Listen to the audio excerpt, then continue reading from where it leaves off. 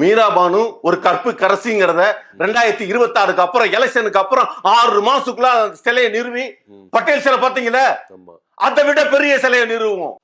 இந்த அளவுக்கு பெண்களுக்கு முன்னுரிமை கொடுப்பீங்க போல இருக்கு. இதுதான் பெண்களுக்கு வந்து பாதுகாப்பு கொடுக்குற லட்சணமா? என்னங்க லட்சணமாங்க? மேடைக்கு உங்க தலைவர் பேசுறாரு, பெண்களுக்கு தாவே காட்சி வந்தா பெண்களுக்கு முன்னுரிமை கொடுப்போம், பாதுகாப்பு கொடுப்போம் அப்படின்றீங்க. ஆனா மாவட்ட செயலாளர் இது மாதிரி துப்புக்கட்ட வேலையை பாக்குறாரு.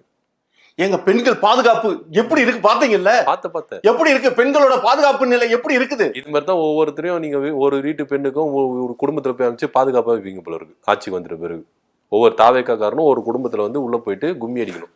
ஏங்க பாக்குற பார்வை தப்புங்க. அங்க நடந்த உண்மை சம்பவமே என்னன்னு தெரியாம இப்படி ஏங்க தப்பா புரிதல் வச்சிருக்கீங்க? இல்ல சார், அவன் புருஷன்காரனே தப்பான புரிதல், அவன் டிஎம்கே காரன். புரியுதுங்களா? அந்த அம்மா சொல்றது ஏங்க, அந்த அம்மா நேரடி வாக்குமூலம் சொன்னாங்களா இல்லையா? ஒரு பெண் சொல்வதை ஏங்க மறுத்து பேசி அதை மறுதளிக்கிறீங்க? செட்டப் தான் சார். இத வச்சு திமுக மேல பழிய போடணும்னு செட்டப் தான். அந்த மாவட்ட செயலாளர் இது பண்ணிருக்க மாட்டாருன்னா நிச்சயம். ஏன் உங்க கட்சிக்காரங்களும் பண்ணிருக்க மாட்டாங்கன்னு நிச்சயமா?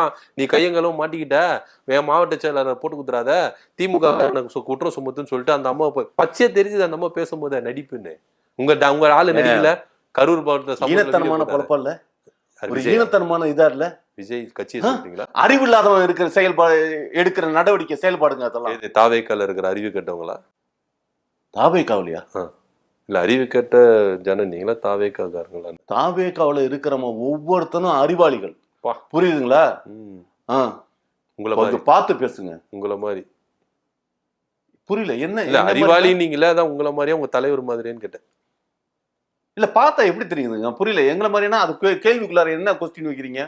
புரியல. உங்களை மாதிரியானா அப்புறம் எங்களுக்கு அறிவு இல்லாம இருக்குமா? அறிவு இல்லாம தான் இப்படி பேசிட்டு இருக்குமா? ஆமா, இது மாதிரி பேசிட்டு இது மாதிரி பண்ணிட்டு இருக்கீங்க. எல்லாம் தெரிஞ்சுதா எந்த அளவுக்கு அறிவாளியா இருக்கிறீங்கன்னு? தாவேக்கால ஏங்க என்னங்க இது? இவர் காதை போய் செக் பண்ண சொல்லுங்க. இஎன்டி ஹாஸ்பிட்டல்ல போய் உங்க காதை செக் பண்ணுங்க. ஆமா, நாங்க பேசுற எந்த வார்த்தையும் உங்களுக்கு கெட்ட வார்த்தையா விழுவுமா?